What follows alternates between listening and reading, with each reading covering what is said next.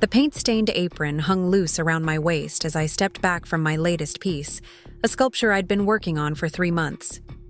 Broken mirror fragments caught the afternoon light streaming through my studio apartment window, casting rainbow prisms across walls covered in my artwork. My phone buzzed with a text from Jessica. "Maya, we need to talk about Christmas dinner. Your art situation is becoming embarrassing." I stared at those words, my heart sinking as I looked around at canvases that had consumed my nights, sculptures built from objects others had thrown away, pieces of my soul transformed into something beautiful. To me, they were everything. To my sister, they were garage sale trash that didn't belong at her perfect holiday table.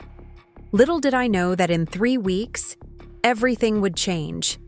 The very art she called worthless would catch the attention of Portland's most exclusive gallery owner, and the sister who couldn't see my worth would watch me shine under lights she could never afford to dim.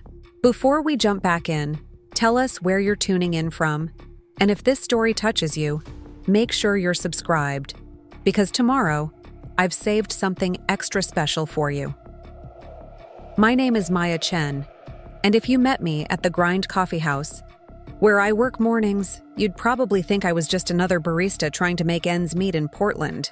You'd see the paint under my fingernails that never quite washes clean, notice how I sketch on napkins during slow periods, maybe catch me arranging the pastries in the display case like they were art pieces themselves.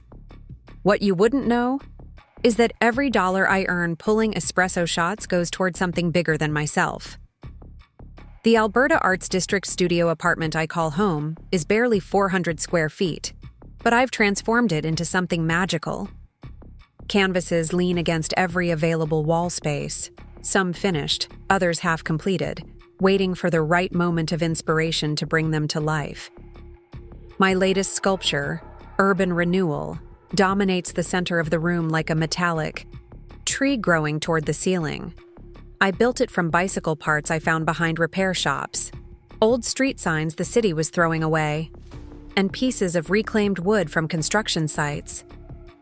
3 months of evenings after my shifts, 3 months of careful welding and painting and arranging until something discarded became something extraordinary.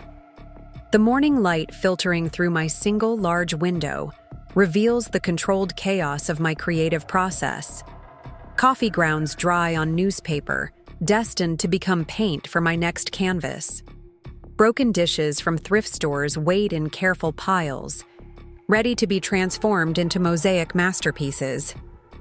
Everything others see as trash, I see as potential. Every discarded object whispers stories of its previous life, begging to be given new purpose through my hands. My phone sits silent on the paint-splattered table that serves as both desk and dining surface. No messages from Jessica this morning, which means she's probably showing houses in Lake Oswego, pointing out granite countertops and hardwood floors to clients who can afford what she's always dreamed of owning. The silence feels heavier than her criticism sometimes. At least when she's complaining about my life choices, I know she's thinking about me. The walls of my studio tell the story of my artistic journey better than any resume ever could. Early, pieces from community college hang beside more recent works, showing the evolution of my style from tentative watercolors to bold mixed media statements. Professor Elena Rodriguez always said I had a gift for seeing beauty in the broken, for finding the extraordinary hidden within the ordinary. Her words echo in my mind as I adjust the placement of a canvas that's been giving me trouble, stepping back to see it with fresh eyes. Discarded Dreams stares back at me, the painting series that's consumed the last month of my life. Coffee, grounds mixed with acrylic, create rich browns and subtle textures, while pieces of newspaper layered underneath add depth and meaning. Each canvas tells the story of someone's abandoned hopes, found in dumpsters and recycling bins throughout the city. The want ads speak of careers never pursued, love letters never sent crumple beneath layers of paint, old photographs of families become part of the background texture. It's my most personal work yet, and also the most vulnerable. The irony doesn't Escape me that I create art about discarded dreams while my own family treats my artistic aspirations like something to be thrown away. Mom always asks when I'm going to settle down and find stability, as if art can't provide either. Dad nods along with whatever Mom says, but sometimes I catch him studying my pieces when he thinks I'm not looking, a curious expression crossing his weathered face. He understands hard work, even if he doesn't understand mine. Jessica, though, makes no effort to hide her disapproval.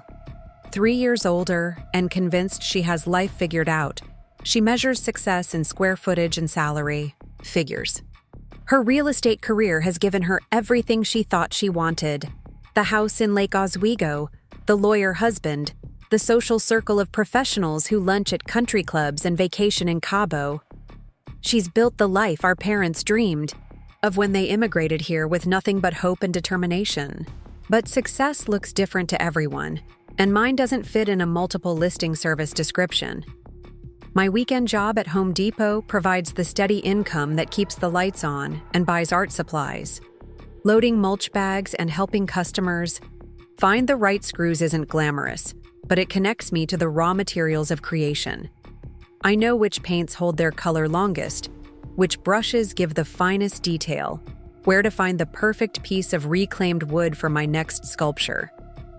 My coworkers think I'm studying to be an interior designer, and I don't correct them.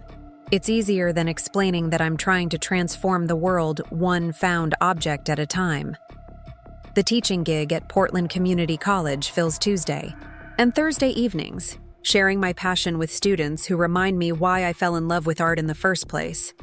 18-year-olds fresh out of high school sit beside 60-year-olds finally pursuing dreams they deferred for decades. I watch their faces light up when they realize they can create something beautiful, that art isn't reserved for people with natural talent or expensive educations. Every breakthrough moment in class reminds me that art has the power to heal, to transform, to give voice to what words cannot express. 3 income streams, 3 different worlds, but all serving the same purpose, funding my real work. The sculptures that grow in my studio like urban flowers, the paintings that capture the poetry of city life, the installations that make people see familiar objects in completely new ways. Every shift pulled, every class taught, every weekend spent helping DIY enthusiasts brings me closer to the day when my art can support itself.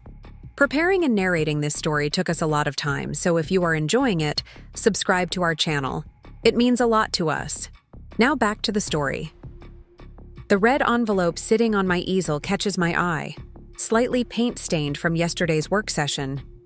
Inside, the letter that could change everything if I have the courage to believe in myself the way Professor Rodriguez believes in me. Thompson Contemporary Gallery's Emerging Artist Showcase, an opportunity I've been working toward for 3 years. The application deadline approaches like an approaching storm, both terrifying and exhilarating. My reflection stares back from the broken mirror pieces embedded in urban renewal, fractured but somehow more interesting than a perfect image would be. 28 years old, paint-stained fingers, dreams bigger than my apartment, hope stronger than my family's doubt. This is who I am when no one is watching, when I don't have to explain or justify or defend my choices. This is Maya Chen, the artist, not Maya Chen, the disappointing daughter, or the sister who refuses to grow up. The city awakens outside my window, Portland coming to life with the gentle rhythm I've grown to love. Somewhere across town, Jessica is probably checking her phone for new listings, planning her day around client showings and commission possibilities. Mom is getting ready for her volunteer shift at the library, and Dad is reviewing tax documents for his accounting clients. They're all living responsible, productive lives that make sense to everyone around them. And here I am, surrounded by what others call junk, creating something the world might never understand or appreciate. But in this moment, with morning, light dancing across my work and possibility hanging in the air like incense, I know I'm exactly where I belong. Whether my family sees it or not, whether Jessica ever understands or not, this is my truth. This is my foundation. The coffee maker gurgles to life, filling my studio with the rich aroma that signals the start of another day balanced between survival and creation. Another day of proving that art matters, that beauty can emerge from the most unexpected places, that someone's trash really can become another person's treasure. Another day of being Maya Chen, the artist who refuses to give up on her dreams, even when the people who should support her most can't see past their own definitions of success. In 6 hours, I'll tie on my apron at the grind and smile at customers who see only a barista. But right now, in this sacred space filled with my hopes and dreams made tangible, I am exactly who I'm meant to be. And that has to be enough. Because it's all I have. The foundation of everything I'm building. One brush stroke, one found object, one small act of creation at a time. The notification from my banking app shows another transfer completed. $800 to Dad's pharmacy account for his monthly diabetes medication. I stare at the number on my phone screen while steam rises from my morning coffee, calculating how many shifts at the grind that represents. How many bags of mulch I loaded at Home Depot to earn those funds. 43 hours of work, to be exact. 43 hours of pulling espresso shots and explaining paint primer differences, so Dad doesn't have to choose between his health and groceries. Mom never asks directly, but her voice carries that particular strain when she mentions Dad's prescription costs during our weekly phone calls. The insurance copays keep rising, and their fixed retirement income stretches thinner each month. Jessica makes 10 times what I do selling houses, but somehow it's always Maya who gets the subtle hints about family financial struggles. Maya, who quietly transfers money without fanfare or expectation of thanks. Maya, who pretends she doesn't notice how the conversation changes when I suggest we all contribute to Dad's medical expenses. The November rain patters against my studio window as I wrap Urban Renewal in protective plastic sheeting. Tomorrow is Thanksgiving, and despite my reservations, I promised Mom I'd bring something artistic for the centerpiece. 3 weeks of careful work, of hunting through scrapyards for the perfect bicycle wheel, of learning new welding techniques to join disparate pieces into something cohesive. The sculpture represents everything I love about art: transformation, hope, the beauty of giving discarded objects new life and purpose. Jessica's house in Lake Oswego represents everything she loves about success: pristine, valuable, impressive, to the right people. I can already picture her face when I carry my creation through her front door. The way her smile will tighten around the edges while she searches for something positive to say. Brad will make polite conversation about my hobby while internally calculating how much my art materials cost versus their potential resale value. Mom will coo appreciatively and find the perfect spot to display it, then quietly move it to a less prominent location once the evening progresses. But I keep trying, keep investing my heart and creativity into family moments that never quite embrace who I am. Hope is a stubborn thing, apparently immune to repeated disappointment. The sculpture looks different under my apartment's fluorescent lighting than it did during creation. More vulnerable somehow. The copper pipes I painstakingly patinated to achieve the perfect verdigris green seem to glow with inner light, while the repurposed street signs spell out fragments of poetry I welded into the structure. Yield becomes yield to beauty. Stop transforms into stop overlooking wonder. One way points toward one way to see clearly. Each element carefully chosen, each placement deliberate, the entire piece representing months of morning inspiration sessions before my coffee. Shop shifts began. Last year, I brought paintings, watercolors of Portland's bridges, delicate studies of light reflecting off the Willamette River that Mom genuinely loved. Jessica displayed them prominently during dinner, but I noticed them stored in the coat closet when I returned a week later to help set up her Christmas decorations. I didn't want them getting damaged, she explained, but her voice carried that apologetic tone reserved for disappointing children. This year will be different, I told myself while creating urban renewal. This year I'll bring something impossible, to ignore, something that demands recognition as legitimate art. The irony tastes bitter as yesterday's coffee grounds, now drawing on newspaper for my next painting series. I spend my life transforming overlooked objects into something meaningful, yet my own family consistently overlooks my efforts to belong. They cash my transfers and appreciate my help with various crises, but my actual passion, the thing that makes me who I am, gets treated like an embarrassing phase I'll eventually outgrow. My phone buzzes with a group text from Jessica. "Bringing appetizers tomorrow. Maya, can you grab some wine on your way? Nothing too expensive. Brad's colleagues are coming and they know their vintages. Also, maybe leave the art project at home this time? We're going for elegant sophistication." The message sits in my notifications like a small slap, polite but unmistakably dismissive. Art project. As if years of study and practice and genuine talent amount to something a child might glue together during craft time. I screenshot the message and delete it without responding, then immediately feel guilty for the passive-aggressive impulse. This is what Jessica does, what she's always done. Makes reasonable-sounding requests that somehow manage to erase my identity from family gatherings. Makes suggestions that sound like compromises but require only my sacrifice. Makes plans that include everyone except the parts of me that matter most. The wine she's referring to costs more than I spend on groceries in a week. But I'll buy it, anyway. The same way I bought the expensive coffee beans for last year's Christmas morning.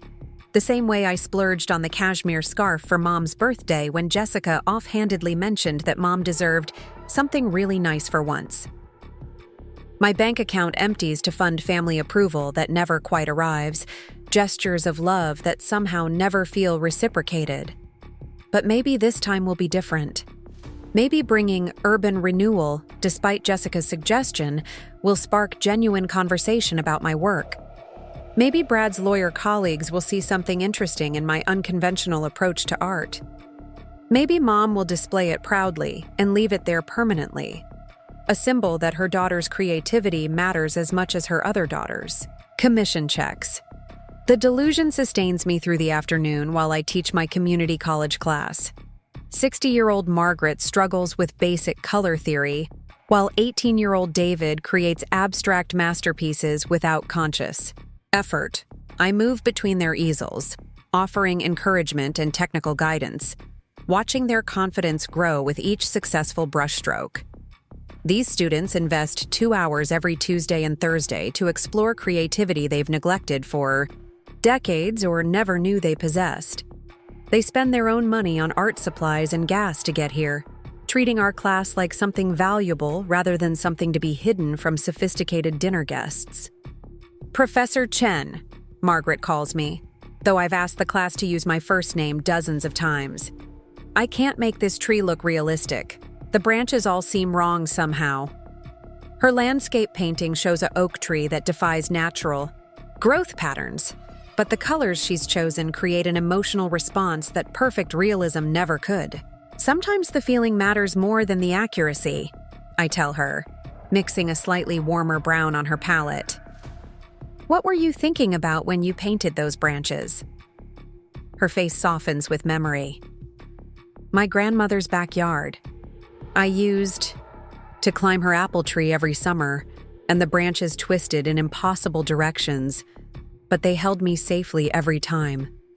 She looks at her painting with new eyes, seeing the emotional truth beneath the technical imperfection. Maybe it doesn't need to look like everyone else's trees. This is why I teach, why I endure the evening commute and modest paycheck for the privilege of watching people discover their creative voices. This is what art should be, authentic expression that connects human experience across generations and circumstances. Not decoration chosen to impress dinner guests or hobby projects that embarrass successful siblings. Walking to my car after class, Portland's November chill cuts through my thrift store coat, but warmth spreads through my chest thinking about Margaret's breakthrough. Tomorrow, I'll carry urban renewal into Jessica's perfect house and trust that someone anyone, will see past its unconventional materials to the heart beating underneath. I'll buy the expensive wine and smile at Brad's colleagues and pretend their approval matters more than my artistic integrity. Because family is worth the investment, even when the returns feel consistently disappointing. Because maybe this year Thanksgiving will live up to its name, and someone will express genuine gratitude for who I am rather than tolerating who I'm not. Because hope dies hard in artists, and despite everything, I still believe in the possibility of being seen, understood, and valued for the gifts I offer, rather than the problems I apparently represent. The sculpture ride's carefully secured in my passenger seat during tomorrow's drive to Lake Oswego. 3 months of evening work wrapped in protective plastic and tied with genuine hope. An investment in family connection that my bank account can't really afford, but my heart can't resist making. Again. Jessica's house radiates perfection from its manicured front lawn to the carefully arranged seasonal decorations adorning her wraparound porch. Orange and burgundy mums spill from matching planters while cornstalks tied with expensive ribbon frame her mahogany front door. The circular driveway accommodates 3 luxury cars in addition to Brad's BMW, confirming that his law firm colleagues have indeed arrived early to survey the elegant sophistication my sister promised them. I park on the street rather than blocking anyone's exit strategy, hefting urban renewal from my passenger seat with the careful reverence it deserves. The sculpture weighs 32 pounds, each ounce representing hours of contemplation about how discarded bicycle parts might speak to themes of renewal and second chances. Through Jessica's expansive front windows, I glimpse perfectly dressed adults holding wine glasses and engaging in the sort of animated conversation that suggests careers worth discussing at dinner parties. Maya? Mom's voice calls from the doorway, warm and genuinely pleased to see me despite the complications my presence apparently introduces. She wears the navy dress Jessica helped her choose last month, the one that cost more than my monthly grocery budget but makes her feel sophisticated enough for this particular gathering. You made it. We were just talking about you with Brad's friends. Her smile falters slightly as she notices the sculpture. Oh, honey, what's that you've brought? A centerpiece, I reply, hoping confidence might compensate for the uncertainty. Creeping into her expression, I thought it would add some artistic flair to dinner.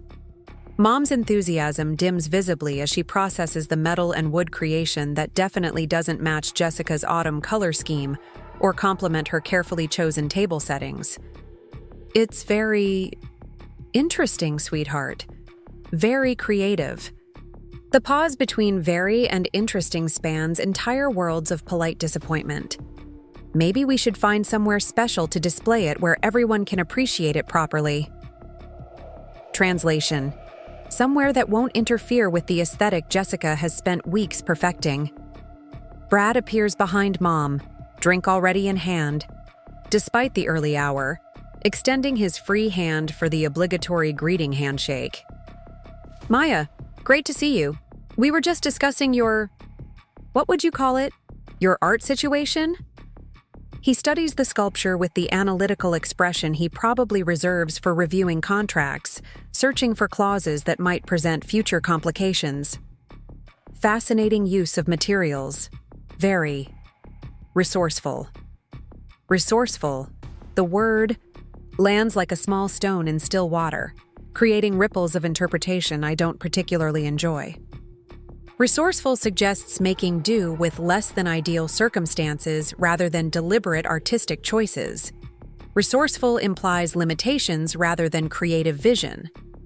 Resourceful sounds dangerously close to making the best of things instead of creating something extraordinary.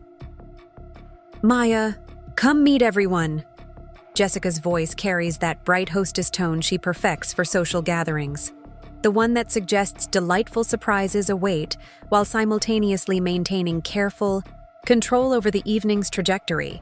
She materializes in a burgundy dress that probably costs more than I earn in 2 months, her hair professionally styled for the occasion, every detail calculated to reinforce her position as the successful daughter who married well and achieved the suburban dream our parents never quite managed. The living room arrangement could feature in architectural magazines, all neutral tones and carefully curated accessories that whisper expensive taste rather than shouting new money. Brad's colleagues occupy the cream-colored sectional sofa like they belong in settings this refined, their conversation peppered with references to recent vacation destinations and wine regions I recognize from expensive restaurant menus. "This is my sister Maya," Jessica announces with the same inflection she might use to introduce a mildly eccentric aunt everyone tolerates affectionately. She's an artist, very bohemian lifestyle, very free-spirited. The words sound complimentary on their surface, but the subtext suggests someone who hasn't quite figured out how to be a proper adult yet. "Maya creates the most unique pieces," Mom adds helpfully, gesturing toward the sculpture I'm still holding somewhat awkwardly. "She has such an interesting perspective on materials, always finding new uses for old things.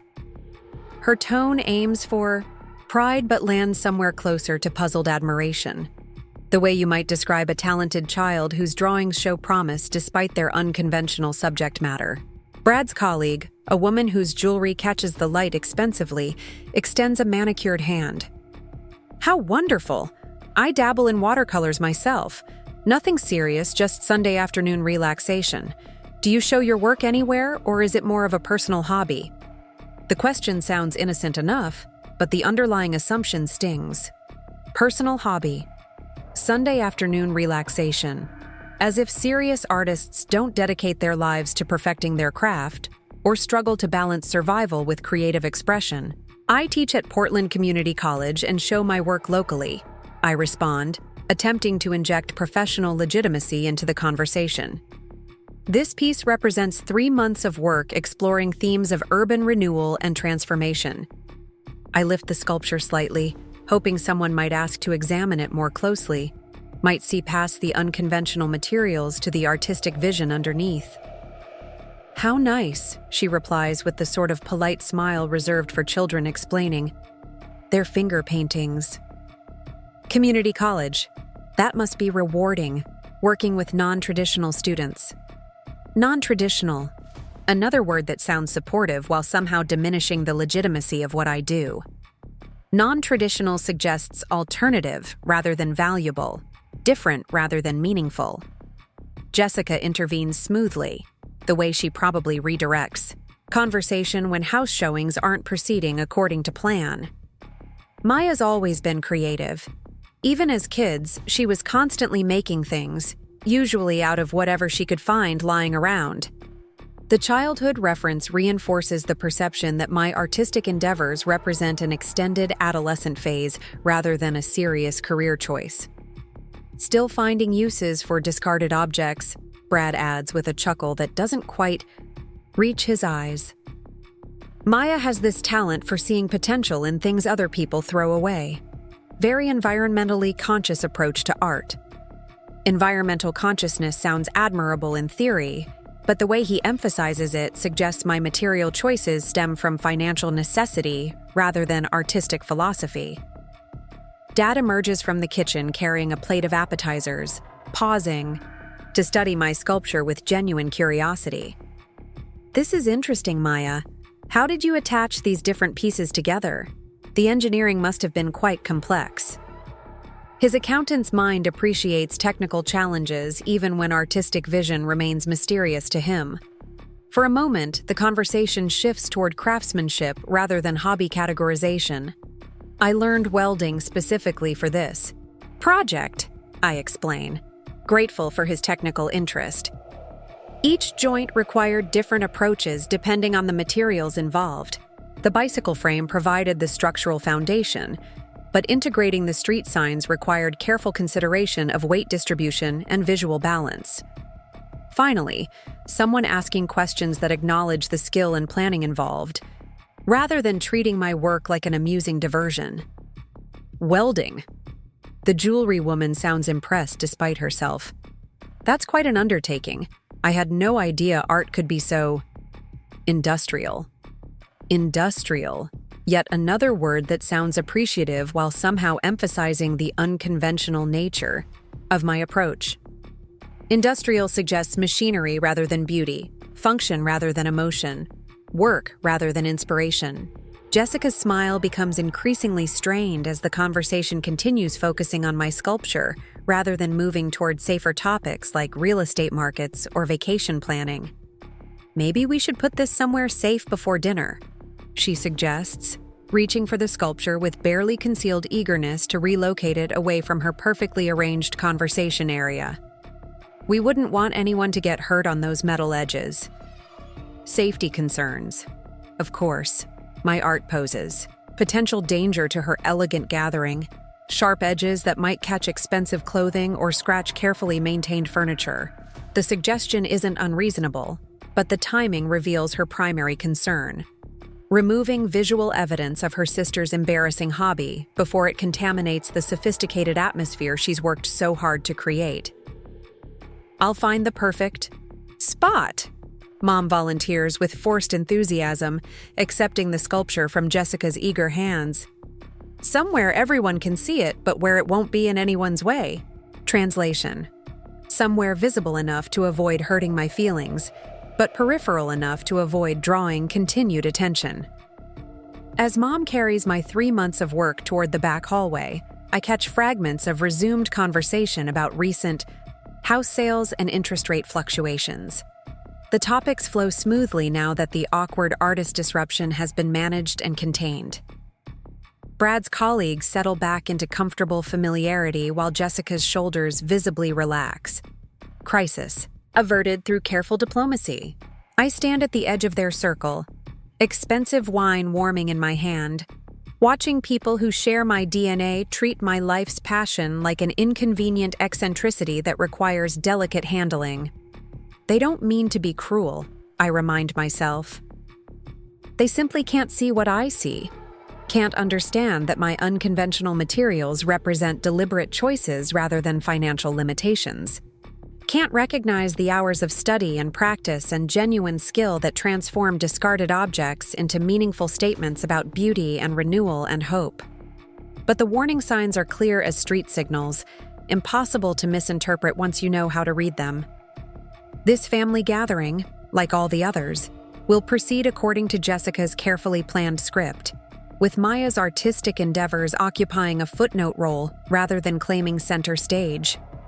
My wine costs more than their appetizers, my presence is tolerated rather than celebrated, and my sculpture has been relocated to ensure it doesn't interfere with more important conversations. The evening stretches ahead like an endurance test, filled with polite inquiries about when I'll find something more stable than art, subtle suggestions about practical career alternatives, and that particular family dynamic where love and disappointment intertwine so thoroughly that it becomes impossible to distinguish between them. But I stay, because hope dies hard in artists, and because maybe someone will ask to see my sculpture again, might recognize something extraordinary hidden within the ordinary materials I've transformed through vision and skill and stubborn determination, to create beauty where others see only trash. The dining room table stretches before us like an altar to Jessica's perfectionist aspirations, every detail meticulously planned from the charger plates down to the precisely folded napkins. Fall-themed, centerpieces cascade down the table's length, a study in burgundy and gold that probably cost more than my monthly rent.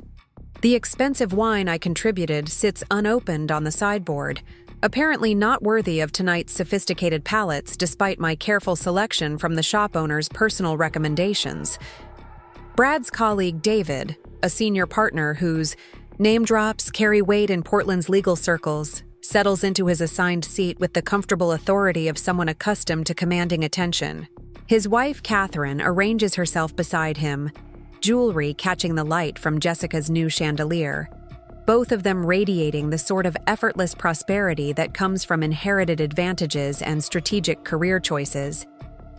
Maya, you'll sit here, Jessica announces, indicating the chair at the table's far end, safely positioned away from the main conversation flow.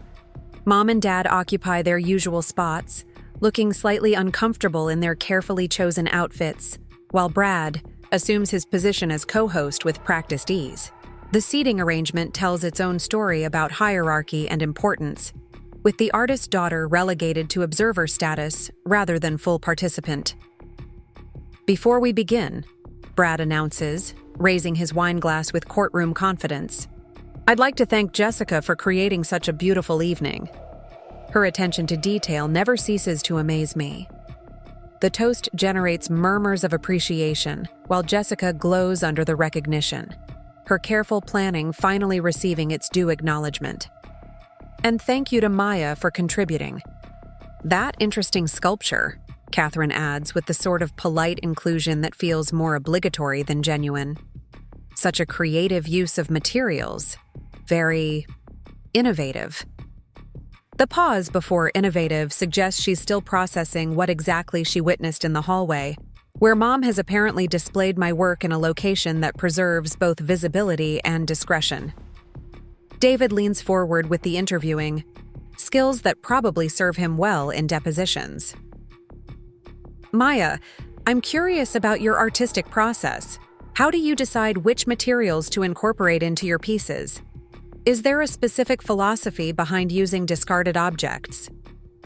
His questions sound genuinely interested, creating a moment of hope that someone might actually want to understand my work rather than simply categorize it.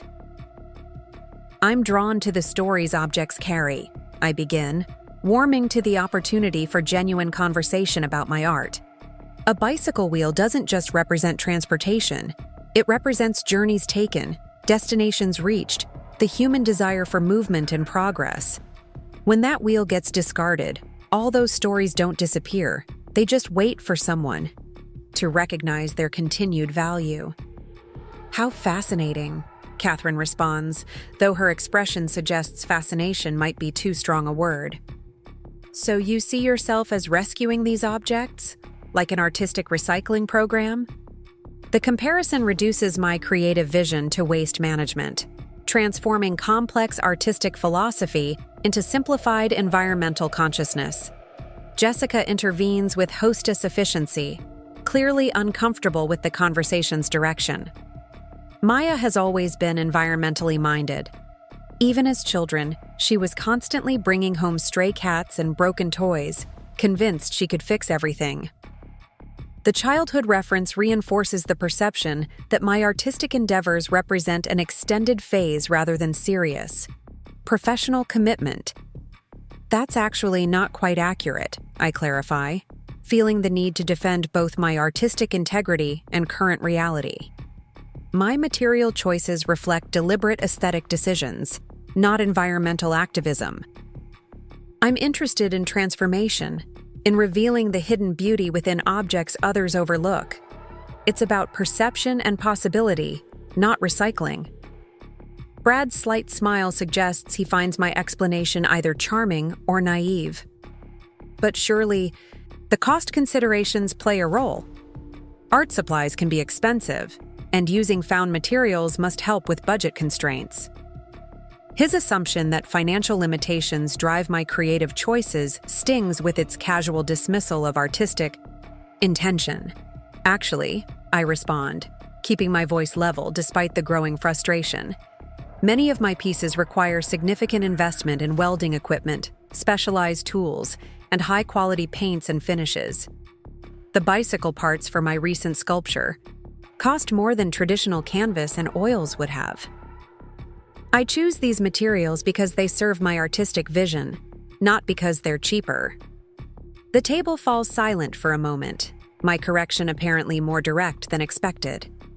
Mom jumps in with well-intentioned damage control. "Maya is very dedicated to her art. She works multiple jobs to support her creative projects. Very determined. Our Maya."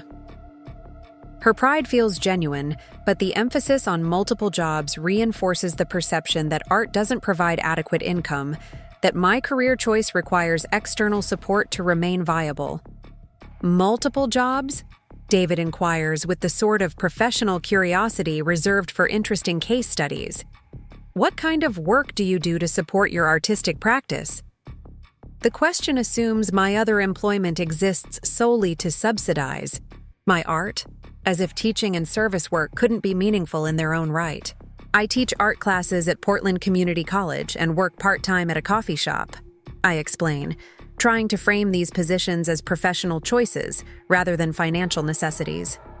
The teaching connects me with students who remind me why art matters, and the coffee shop provides regular income while maintaining schedule flexibility for my creative work.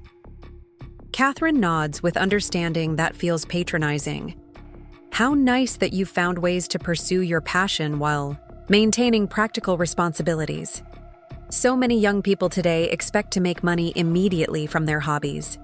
Hobbies.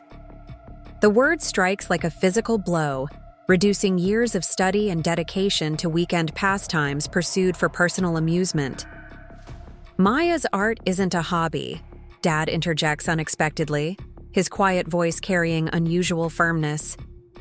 She's been creating seriously for over 10 years, studied in college, teaches other people.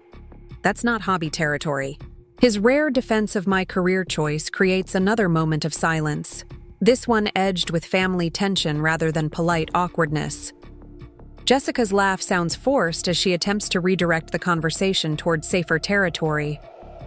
Dad's right. Maya takes her art very seriously. Sometimes I think she takes it too seriously, actually. Life isn't all about creative expression, you know? Sometimes practical considerations have to come first. The criticism hits its mark with devastating accuracy. Too serious about art, too focused on creative expression, too impractical for someone approaching 30 with nothing substantial to show for her efforts. The message underlying Jessica's seemingly supportive words cuts deeper than direct confrontation would have. Maya's priorities are fundamentally misaligned with adult responsibility and realistic expectations. I think what Jessica means, Brad adds with diplomatic skill, is that balance is important. Art is wonderful as creative outlet, but building financial security probably deserves equal attention at this stage of life. His reasonable tone makes the criticism sound like helpful career counseling, rather than fundamental rejection of my chosen path. Especially, Jessica continues, gaining momentum now that Brad has provided supportive framework, when family responsibilities are involved. Mom and Dad aren't getting any younger, and we all need to think about contributing. In practical ways, not just pursuing personal interests. The accusation stings with its implication that my artistic pursuits represent selfish self-indulgence, while others handle real-world responsibilities. The irony threatens to choke me. Practical contributions, family responsibilities. I've transferred more money to Dad's medical expenses in the past year than Jessica has contributed to anything beyond her own household budget. My practical contributions keep his pharmacy account current, while my impractical art career somehow generates enough income to support both my own needs and family emergencies that arise with increasing frequency. Actually, I begin, then stop myself. Revealing the financial support I provide would sound defensive, would turn dinner conversation into an accounting exercise that misses the larger point about respect and recognition. The money matters less than the assumption that I'm not contributing meaningfully to family welfare while pursuing selfish artistic dreams. David's legal training recognizes conversational minefields when he encounters them. Well, I think any family is fortunate to have someone pursuing creative endeavors. Art adds richness to life that purely practical considerations can't provide.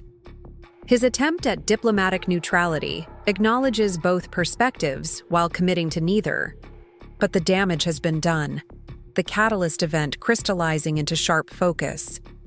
This isn't about one awkward dinner conversation or temporary family tension. This is about fundamental incompatibility between who I am and who my family needs me to be. This is about artistic vision being consistently categorized as impractical hobby despite evidence of serious commitment and developing skill. This is about financial contributions being dismissed while creative contributions are tolerated at best. I think, Jessica says with finality that suggests discussion closed. We should focus on enjoying this beautiful meal together rather than debating career choices. Maya knows we support her, even if we worry sometimes about her long-term stability. The statement provides convenient closure while avoiding any actual support or recognition of my artistic achievements. The rest of dinner proceeds according to Jessica's carefully orchestrated plan, conversation flowing around safe topics like real estate trends and vacation recommendations. My sculpture remains safely hidden in the back hallway, my artistic vision successfully contained to prevent contamination of more sophisticated discourse. The expensive wine I brought stays unopened, apparently not quite meeting tonight's elevated standards. But something fundamental has shifted during this catalyst event. Some final thread of hope snapping under the accumulated weight of polite dismissal and reasonable-sounding criticism. The family gathering I've invested so much emotional energy into attending has clarified exactly where I stand in their hierarchy of values and priorities. As I help clear dessert plates, carrying expensive china to Jessica's spotless kitchen while conversation continues without my participation, the truth settles over me like Portland's familiar rain, consistent, inescapable, and somehow cleansing in its honesty. This family will never see my art as anything more than an expensive hobby that interferes with practical responsibilities. They will never recognize the skill and dedication required to create meaningful work from unconventional materials. They will never appreciate that someone can contribute to family welfare while refusing to abandon personal dreams and artistic integrity. The Catalyst event has revealed what I've been trying to ignore for years. No amount of financial contribution or family loyalty will earn me acceptance as an artist, and continuing to seek their approval means accepting their fundamental dismissal of who I am and what matters most to me. Monday morning arrives gray and drizzling, typical November weather that matches my mood as I review my bank account over coffee that tastes bitter despite my careful brewing. The numbers tell their own story, each transaction a small reminder of the gap between my family's perception of my contribution and the financial reality I've been quietly managing for longer than I care to calculate. $800 transferred to Dad's pharmacy account on the first of every month for the past 14 months. $11,200 total, representing approximately 280 hours of work at the grind, not counting the weekend shifts at Home Depot that funded the art supplies for pieces my family considers expensive hobbies. The automatic transfer processes without fanfare or acknowledgement. Invisible financial support that apparently doesn't count as practical family contribution in Jessica's assessment of responsible adult behavior. The emergency fund transfer from 6 months ago still stings. $1,200 when Mom's car needed transmission repair she couldn't afford on their retirement income. I remember her carefully casual phone call, the way she mentioned the repair estimate 3 times before actually asking for help. The gratitude that felt genuine until Jessica's next visit when somehow the conversation focused on Maya's impractical career choices rather than Maya's practical financial assistance. But the biggest betrayal sits in my savings account history, like evidence of my own willful blindness. $2,500 for Jessica's wedding photographer last spring, money I'd been saving for months toward my first major art show opportunity. Just a loan, she promised, until the real estate market picks up and I can pay you back. The market has been booming for 6 months now, her commission checks growing larger with each luxury home sale, but loan repayment never seems to coincide with her increasing prosperity. I scroll through 18 months of transaction history, each transfer representing another instance of being the reliable daughter who handles emergencies, while the successful daughter builds her perfect life. Dad's prescription co-pays when insurance coverage changed. Mom's dental work that wasn't covered by Medicare.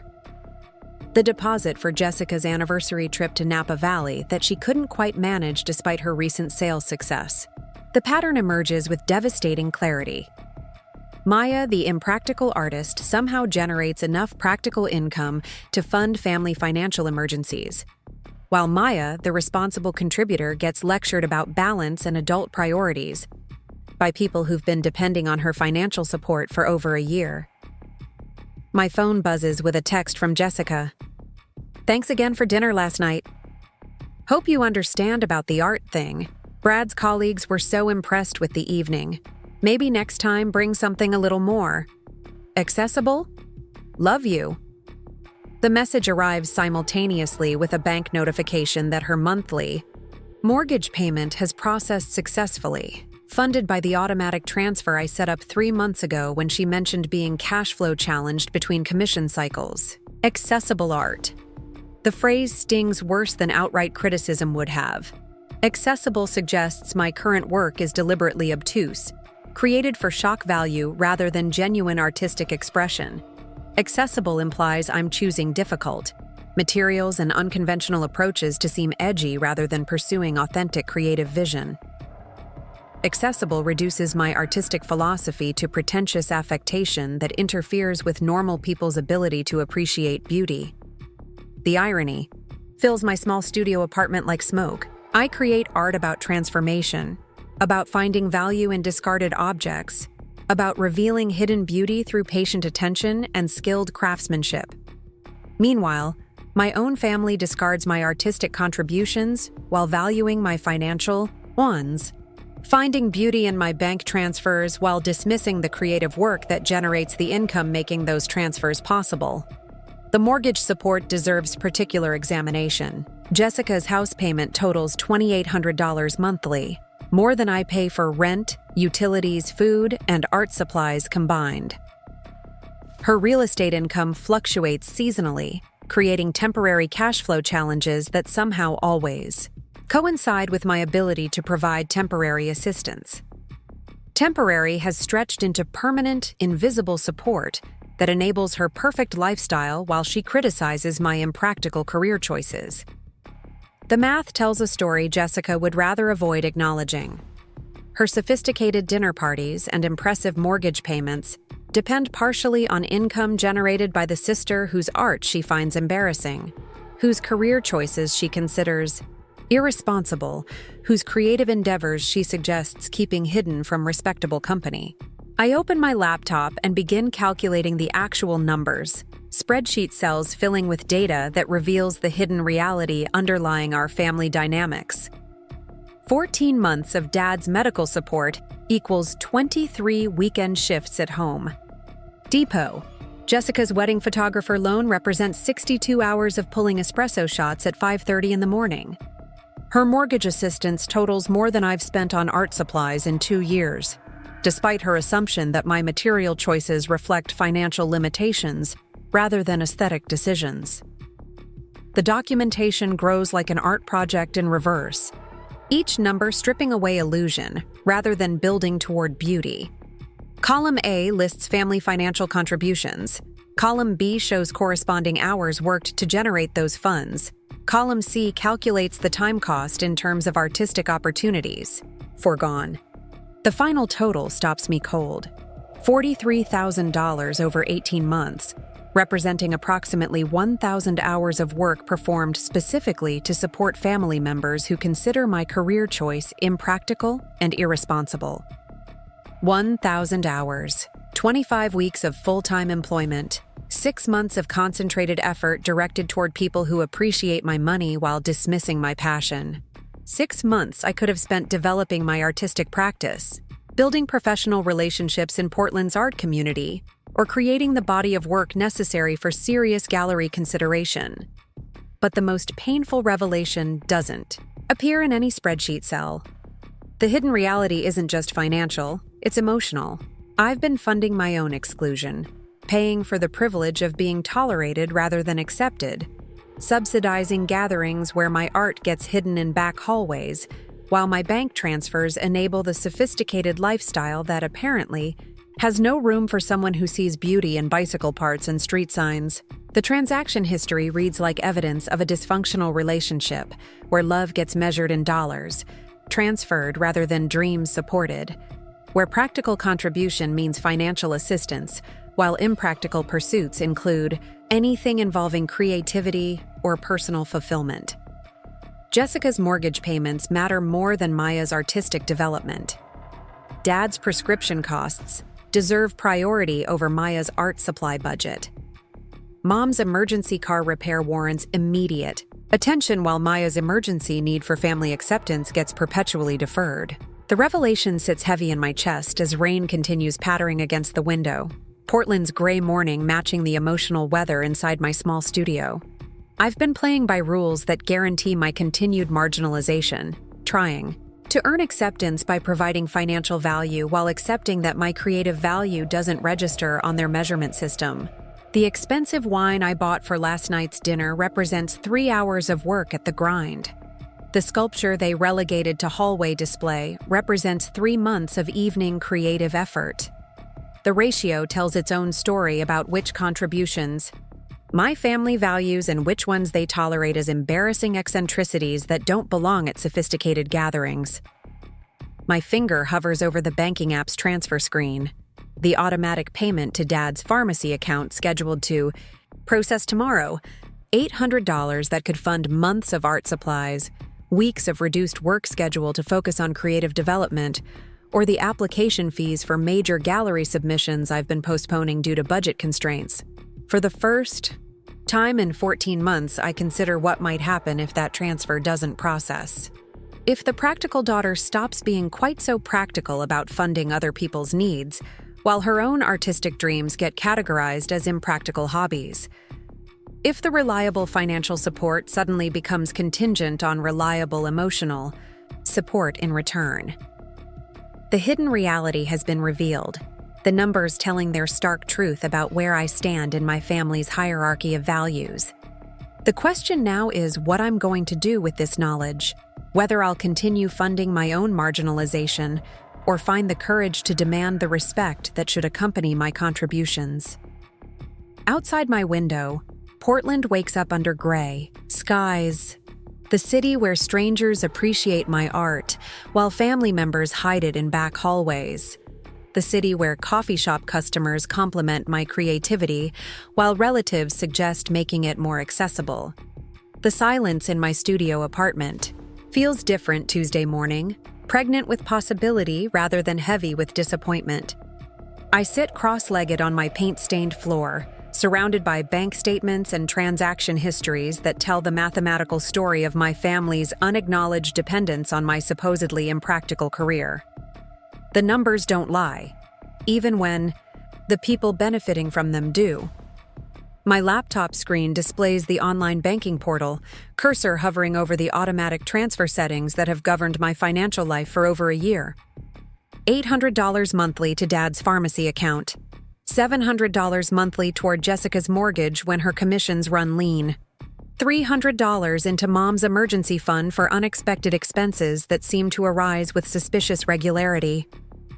$1,800 monthly flowing from my artistic income to fund their practical needs, while they dismiss my creative work as accessible hobby projects. The revelation tastes like freedom mixed with fear, bitter and sweet simultaneously. For months, I've been operating under their narrative about my impractical career choices, accepting their assessment that my art represents selfish indulgence rather than meaningful contribution. The spreadsheet on my screen tells a different story entirely. My impractical art career generates enough practical income to subsidize their lifestyle improvements while funding my own survival and creative development. But this morning, everything feels different. The catalyst event of last night's dinner conversation continues reverberating through my consciousness, revealing truths I've been avoiding with the dedication of someone who knows the truth might demand uncomfortable action. Jessica's casual dismissal of my artistic seriousness, Brad's assumption that my material choices reflect financial desperation rather than aesthetic vision, the collective family agreement that my priorities need realignment toward practical responsibilities they apparently believe I'm neglecting. The irony would be funny if it weren't so painful. I've been more practically responsible toward their financial welfare than any of them have been toward mine, yet somehow I'm the impractical dreamer who needs lectures about adult priorities and contributing meaningfully to family stability. My finger traces the edge of my latest bank statement. 18 months of evidence that Maya the artist consistently supports Maya the practical daughter's family obligations. Every coffee shop shift, every weekend loading mulch at Home Depot, every Tuesday and Thursday evening teaching community college students who appreciate my knowledge and skills has generated income that flows directly toward people who consider my career choice fundamentally flawed. The choice crystallizes with startling clarity. Continue funding my own dismissal or demand the respect that should accompany my contributions. Continue accepting their narrative about impractical artistic pursuits while my practical income supports their lifestyle maintenance, or create new boundaries that acknowledge the reality of who's actually contributing what to family welfare. The automatic transfer to Dad's pharmacy account processes in 6 hours unless I cancel it. For 14 months, that transfer has happened without discussion, fanfare, or acknowledgement. Invisible support that apparently doesn't register as practical family contribution in their assessment of my adult responsibilities. Dad needs his diabetes medication, and Medicare copays keep rising, but perhaps his successful real estate agent daughter could contribute to her father's medical expenses instead of relying on her allegedly irresponsible sister to handle those payments. My hands shake slightly as I navigate to the transfer cancellation screen. This isn't about punishing Dad for Jessica's dismissive attitude or Mom's subtle disapproval of my career choices. This is about recognizing that my practical contributions deserve acknowledgement, that financial support flowing from my artistic income undermines their arguments about impractical career choices, that continuing to subsidize people who don't respect my chosen path enables their dismissive behavior. The pharmacy transfer cancels with 3 mouse clicks. 14 months of automatic support ending as quietly as it began, without explanation or dramatic announcement. Just a practical decision by someone who's apparently been impractical about setting boundaries around financial contributions to people who show little appreciation for either the money or the source generating those funds. Jessica's mortgage. Assistance requires more consideration. $2,100 over 3 months. Temporary help during what she described as a challenging commission cycle. The real estate market has been exceptionally strong lately. Her social media filled, with celebration posts about record-breaking sales and luxury property listings. Temporary assistance has become permanent subsidy, enabling her to maintain expensive lifestyle choices while criticizing my allegedly irresponsible financial priorities. The mortgage support ends with similar quiet efficiency. No angry confrontation, no detailed explanation of why assistance stops. Just practical boundary setting by someone who's apparently been impractical about demanding reciprocal respect for her chosen career path. Jessica can use her booming commission income to fund her own mortgage payments while developing appreciation for the sister whose artistic income has been subsidizing her sophisticated dinner party budget. Mom's emergency fund presents the most complex emotional challenge. Her gratitude for unexpected help always feels genuine. Her relief palpable when car repairs or medical bills threaten their carefully managed retirement budget. But Mom also participated in last night's narrative about Maya needing better balance between creative expression and practical responsibilities, seemingly unaware that her emergency fund exists because Maya has achieved exactly that balance. Through multiple income streams supporting both artistic development and family financial stability, the emergency fund transfers cease with the same understated finality. 3 automatic payments that have processed monthly for 6 months, totaling $1,800 in support, that apparently doesn't count as practical family contribution, according to people who consider my career choice fundamentally irresponsible.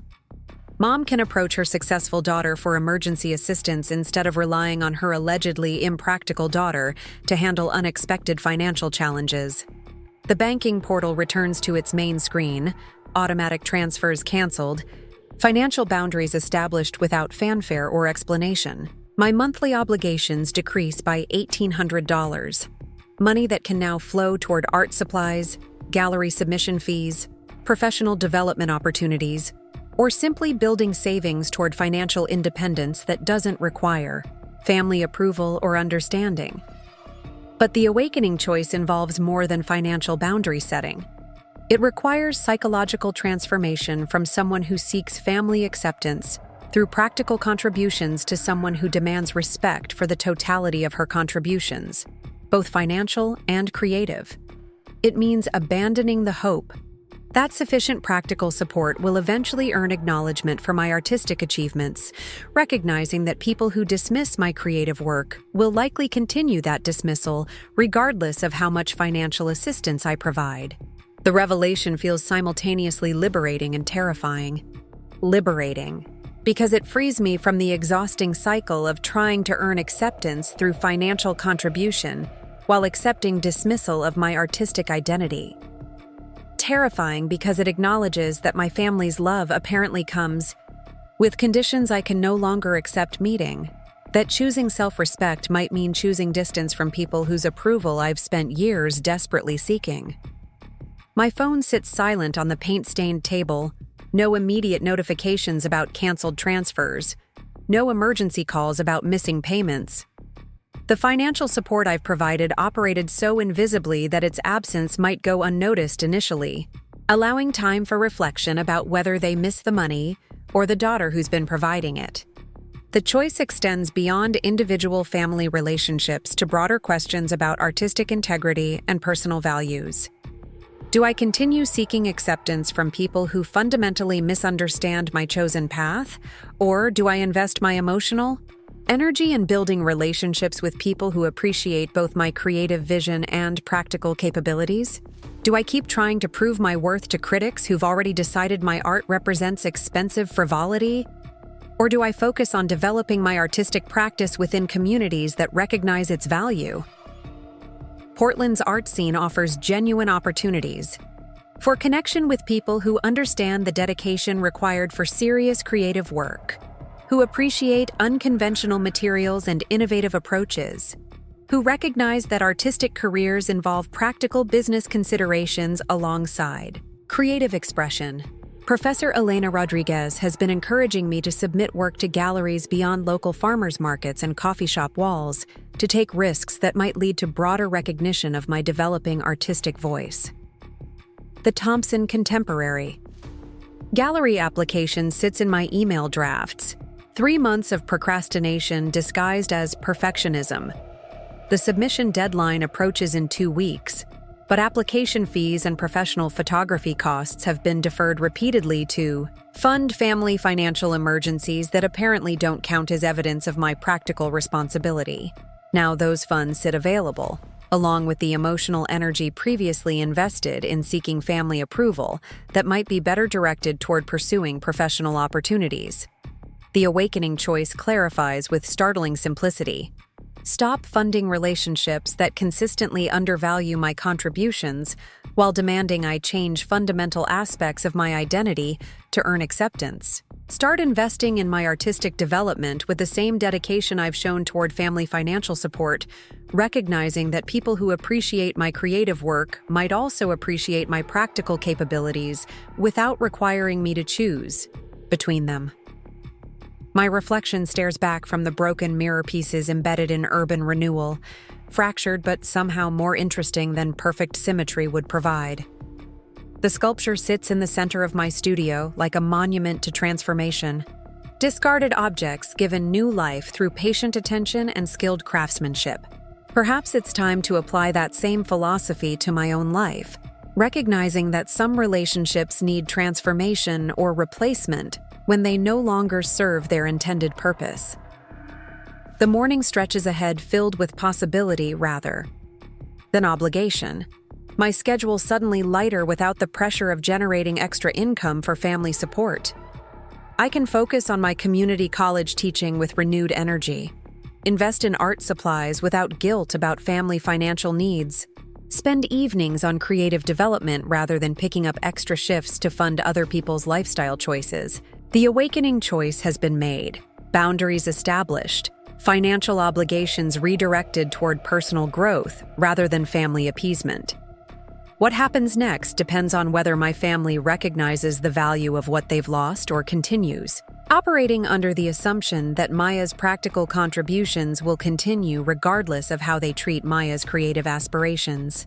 But for the first time in months, the choice feels entirely mine to make, unencumbered by financial guilt or obligation to fund my own marginalization. The artist who transforms discarded objects into meaningful statements about beauty and renewal has finally applied those same principles to her own life, recognizing that some things need to be discarded before transformation becomes possible.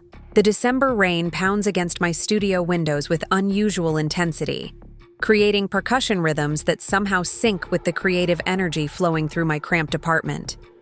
For 3 weeks, I've lived without the financial drain of family support, and the liberation manifests in ways I never anticipated. My bank account shows numbers I haven't seen since college, but more importantly, my evening hours stretch before me like empty canvases waiting for inspiration rather than obligation. Discarded Dreams has evolved into something extraordinary during these weeks of focused attention. The coffee grounds and newspaper layering technique I developed creates depth that traditional paint alone could never achieve, while fragments of found photographs emerge and disappear within the composition like memories surfacing from collective unconscious. Each piece in the series tells stories about abandoned hopes, but also about the possibility of resurrection, about dreams that appear dead but contain seeds of future growth. The larger canvas dominates my workspace now, 4 feet by 6 feet, of bold experimentation that pushes every technical skill I've developed over the past 5 years.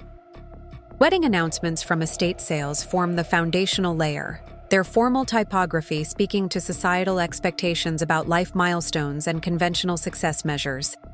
Over this, I've built layers of coffee grounds mixed with acrylic medium, creating rich earth tones that suggest both decay and fertile possibility. But tonight's breakthrough comes from unexpected inspiration.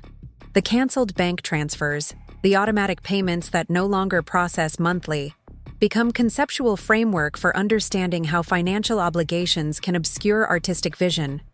Money flowing away from creative development toward family. Appeasement parallels how artistic energy can drain toward seeking approval rather than pursuing authentic expression. The newest painting in the series incorporates actual bank statements, my own transaction histories transformed into artistic material through careful integration with paint and found objects. The irony feels perfect. Documents that once represented family financial support now serve my creative expression. Obligation transformed into inspiration through artistic alchemy. My phone remains remarkably quiet these days. No emergency calls about missing payments. No grateful texts acknowledging financial assistance.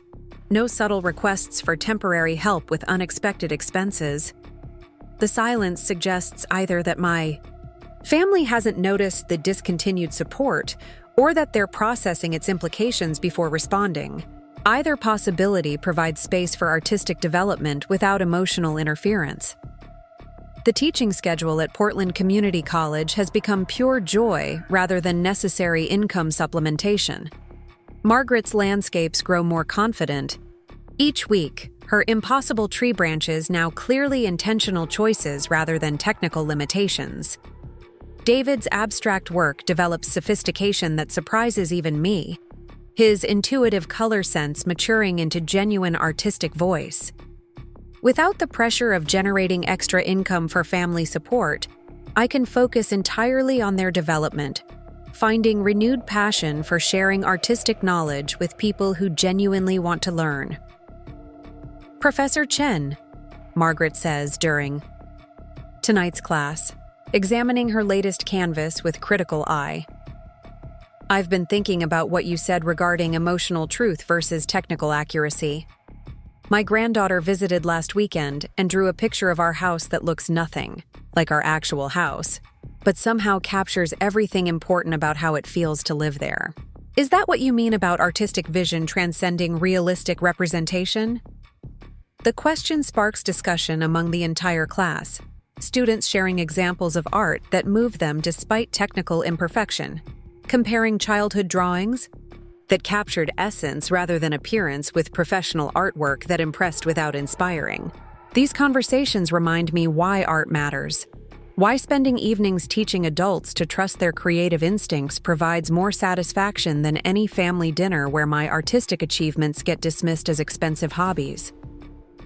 The coffee shop job has transformed similarly. Without financial pressure to pick up extra shifts, I can approach each morning with curiosity about which regular customers might provide interesting conversation or unexpected inspiration. The elderly man who orders double espresso every Tuesday now shares stories about his late wife's pottery, describing glazes that changed color in kiln heat like magic. The young mother struggling with postpartum depression finds comfort in sketches. I draw on her coffee cup sleeves, simple flowers that make her smile during difficult days. These daily interactions with people who appreciate small artistic gestures provide validation that my family's dismissive attitude doesn't reflect universal truth about my work's value. Strangers see beauty in napkin sketches, while relatives hide sculptures in back hallways. Coffee shop customers request custom drawings, while family members suggest making art more accessible for sophisticated dinner guests. The weekend Home Depot shifts, previously necessary for art supply funding, now serve entirely different purposes. Instead of loading mulch to afford welding equipment, I can focus on learning about materials that might serve future creative projects. The elderly contractor who's become regular weekend conversation partner shares techniques for aging metal that could enhance my sculptural work. The hardware knowledge I've accumulated through necessity now informs artistic choices, rather than simply funding them. But the most significant development involves courage to pursue opportunities I've been deferring for months due to financial constraints. The Thompson Contemporary Gallery application sits completed on my laptop. Professional photographs taken, artist statement refined through countless revisions, application fee ready for submission. 3 pieces selected for potential inclusion represent my strongest work to date. Urban Renewal, the sculpture Jessica found too unconventional for her dinner party, alongside 2 pieces from Discarded Dreams that transform found materials into statements about resurrection and renewal.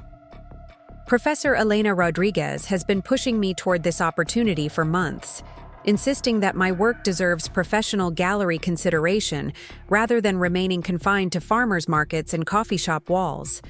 Her confidence in my artistic development provides counterbalance to family skepticism, professional validation that my creative vision has merit worthy of serious attention from Portland's art establishment. The application essay proves surprisingly challenging to write, requiring articulation of artistic philosophy I've been developing intuitively rather than intellectually. How do I explain the emotional response triggered by discarded bicycle parts? The way street signs speak to themes of direction and purpose, the satisfaction of transforming society's refuse into objects that provoke thought and feeling. How do I convey that my material choices reflect deliberate aesthetic decisions rather than financial limitations, that unconventional approaches serve artistic vision rather than compensating for traditional training deficits? Writing forces clarity about motivations and methods that have guided my creative development for years. I'm interested in transformation, in revealing hidden beauty within overlooked objects, in challenging assumptions about value and worth through artistic intervention. My work questions society's relationship with disposability, suggesting that things labeled worthless often contain extraordinary potential waiting for recognition and development. The parallel to my family relationships becomes increasingly obvious as I refine the artistic statement. Objects discarded by previous owners find new life and purpose through my artistic attention, just as artistic ambitions dismissed by relatives might find appreciation within communities that recognize their value. Sometimes transformation requires removing valuable things from environments that can't appreciate their worth, relocating them to context where their potential can flourish. The gallery application submission feels like crossing threshold between amateur and professional artistic identity. Regardless of whether Thompson Contemporary accepts my work, the act of applying represents commitment to pursuing serious recognition rather than remaining content with local appreciation and family tolerance. The application fee costs more, than I used to spend on groceries in a week, but represents investment in artistic development rather than expense-draining resources from creative growth. My studio apartment fills with new energy as December nights grow longer and my creative focus intensifies. Without the emotional drain of family financial support and approval seeking, I can pour complete attention into developing artistic voice that speaks authentically rather than attempting to please audiences who will never appreciate unconventional approaches. The work grows bolder, more confident, more willing to take risks that might alienate people unable to see past surface appearances to underlying meaning. The broken mirror pieces in Urban Renewal catch light differently now, reflecting not just afternoon sun, but also renewed sense of possibility about my artistic future. The sculpture that Jessica found embarrassing enough to relocate away from sophisticated dinner conversation might soon hang in one of Portland's most prestigious galleries, viewed by people who understand that artistic value doesn't correlate with conventional beauty or traditional materials.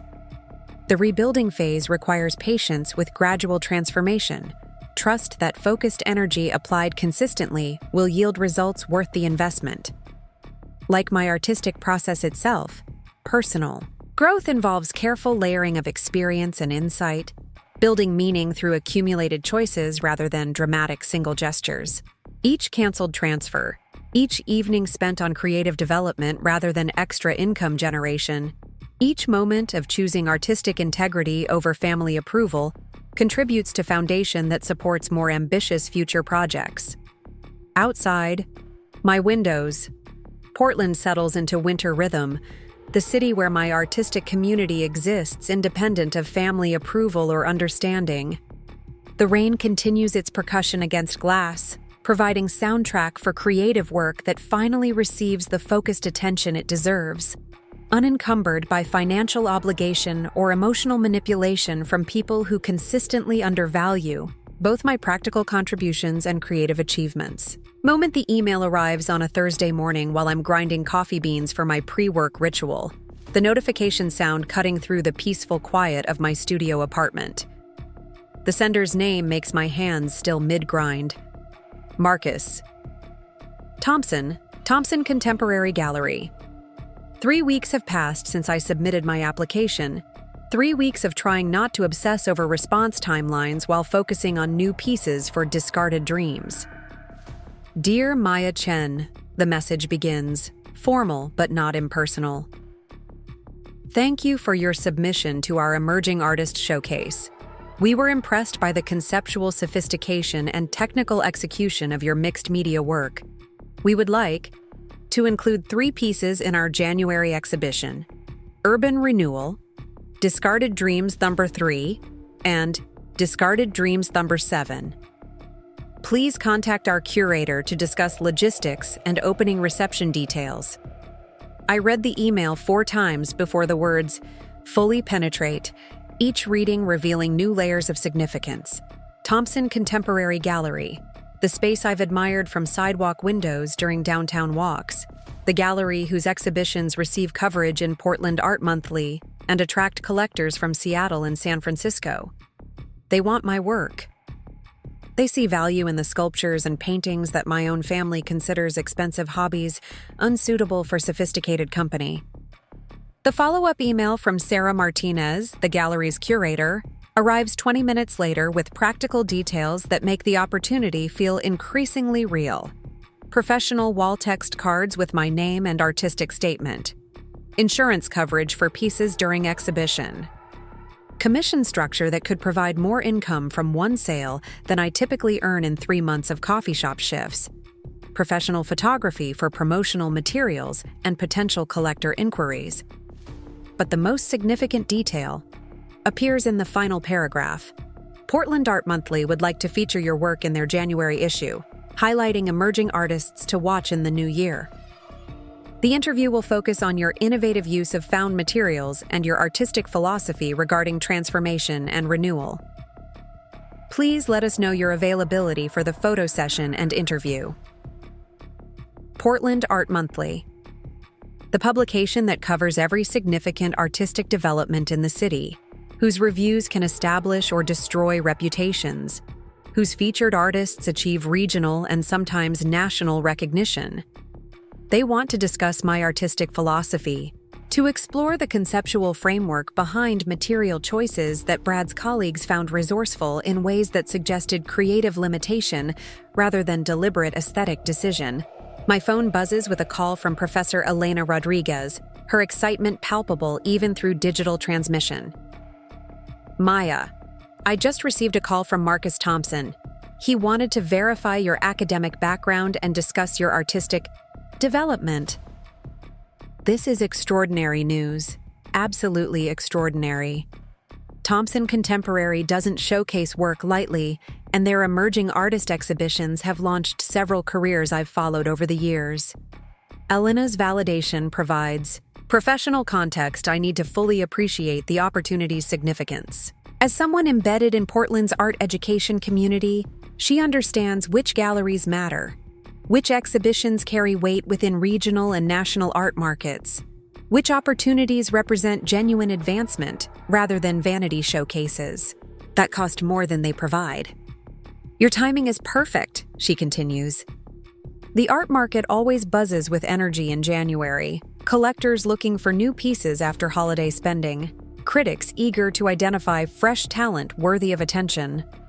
The Portland Art Monthly feature will amplify everything, creating visibility that typically takes years to develop through conventional gallery relationship building.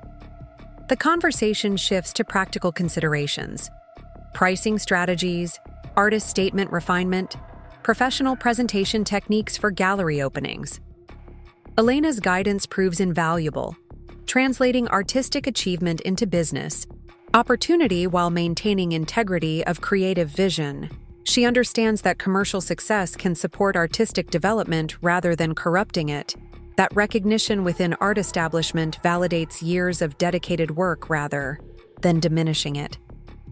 After ending the call, I sit in my studio surrounded by evidence of the journey that led to this moment. Urban renewal occupies its central position.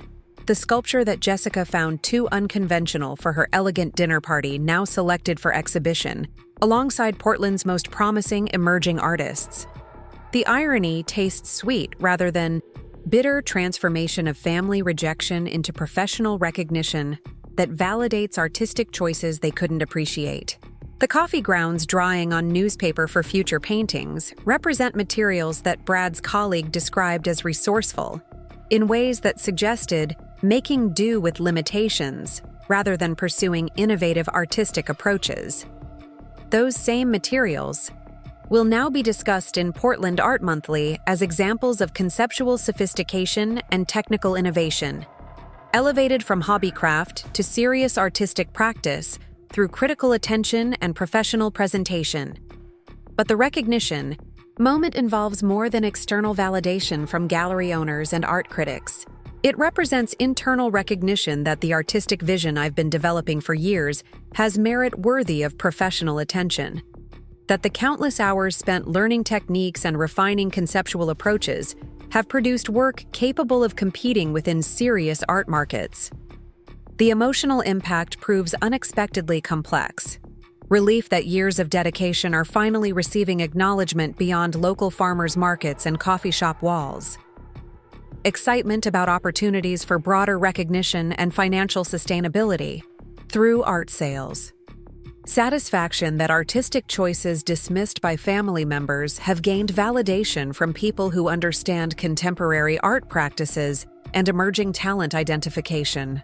But also a profound sadness about the timing, about achieving recognition during a period when family relationships have become strained by boundary setting and financial independence.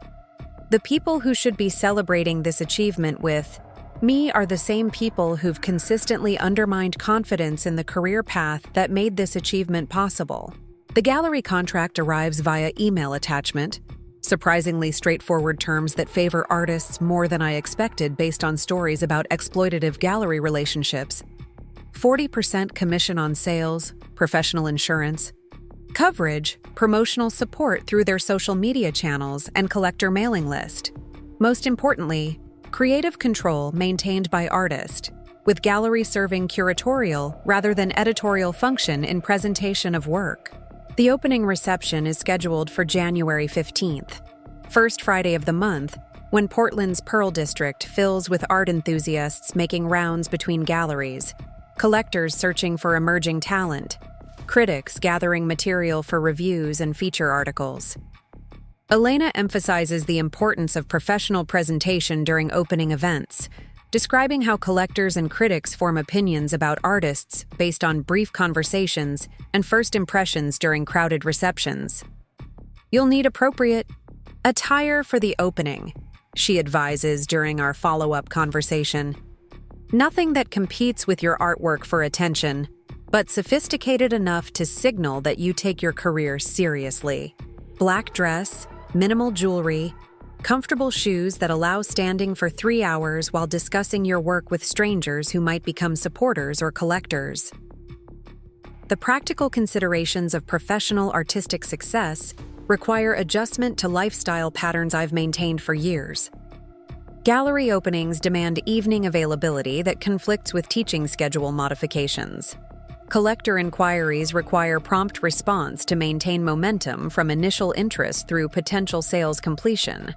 Media interviews need preparation time to articulate artistic philosophy clearly and compellingly for audiences unfamiliar with my work or creative process. But these demands represent problems I'm eager to solve, challenges that signal advancement rather than obstacles, preventing growth. The recognition moment transforms my artistic practice from personal expression supplemented by survival jobs into potential career that could support both creative development and practical needs without requiring external financial assistance or family approval. The newspaper notification email from Portland Art Monthly arrives that afternoon, confirming interview scheduling and photo session details that will require temporary studio reorganization to accommodate professional photography equipment. The photographer specializes in artist portraits and workspace documentation, creating images that reveal personality and process behind finished artworks. My reflection multiplies in the broken mirror pieces embedded throughout my studio, fractured, but comprehensive, showing different angles simultaneously. The recognition moment reflects years of artistic development back to me through external acknowledgement, confirming that the vision I've been pursuing in isolation has relevance beyond personal satisfaction. Tonight, I'll call Elena back to discuss pricing strategies and presentation techniques, professional details that transform hobby practice into serious career consideration. Tomorrow, I'll respond to Marcus Thompson with logistics confirmation and gratitude for this extraordinary opportunity. But right now, I sit in my paint-stained studio apartment, surrounded by artwork that my family considers garage sale trash, holding an email that proves sometimes the world recognizes value that those closest to us cannot see. The recognition moment has arrived not through family validation or approval from people who've consistently dismissed my creative achievements, but through professional acknowledgement from strangers who understand contemporary art practices and emerging talent. Identification. Sometimes the most meaningful recognition comes from people who have no obligation to see our worth, but choose to acknowledge it anyway, evaluating our contributions based on merit rather than relationship dynamics or preconceived expectations about appropriate career choices. The broken mirror pieces continue reflecting afternoon light throughout my studio, casting rainbow fragments across paintings and sculptures that represent years of patient development, countless hours of learning, techniques, and refining vision. Stubborn dedication to transforming discarded objects into meaningful statements about beauty and renewal. The recognition moment validates not just current achievements, but the entire journey that made them possible, the choice to pursue artistic vision despite family skepticism and financial uncertainty. The Portland Art Monthly website publishes my artist feature 3 days before the gallery opening, and within hours, my phone begins buzzing with notifications I've never experienced before. Instagram followers increase from 200 to over 1,500 overnight, with comments ranging from local art enthusiasts expressing excitement about the gallery show to collectors inquiring about purchasing pieces not included in the Thompson Contemporary Exhibition. But the most significant response comes from people I never expected to reach. A message from David Kim, the contractor who's helped me understand metal aging techniques during our weekend Home Depot conversations, appears in my Instagram inbox. Maya, I had no idea you were the artist they featured in the magazine. My wife is an art teacher, and she's been following your work since she saw the article. We'd love to attend your gallery opening if that's appropriate. The realization strikes with unexpected force. My artistic practice has been developing within communities that span far beyond family approval or recognition. People whose daily interactions with me involved coffee orders, hardware advice, or evening art classes have been witnessing my creative development without my awareness of their attention or interest. Elena calls Tuesday morning with updates about pre-opening reception buzz. Maya, the response has been extraordinary.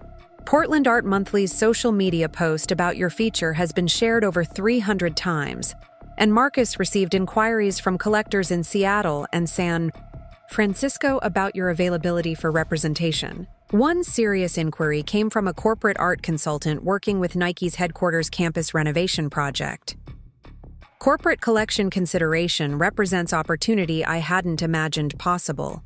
Institutional recognition that transforms individual artistic achievement into professional career milestone. Companies like Nike don't purchase artwork casually. Their collection decisions involve committees of experts evaluating artistic merit, investment potential, and cultural significance. The recognition moment has become recognition movement, individual achievement resonating through networks of relationship and community in ways that transform not just my own circumstances, but also other people's understanding of artistic careers, creative expression, and the possibility of finding meaningful work that serves both personal fulfillment and practical needs.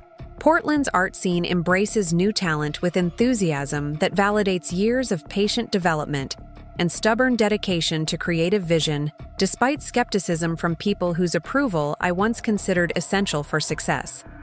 The ripple effect demonstrates that authentic artistic expression finds appreciation from sources that matter more than family validation, reaching audiences who recognize value without requiring explanation or justification for unconventional approaches. To beauty and meaning, Friday morning brings chaos I never anticipated.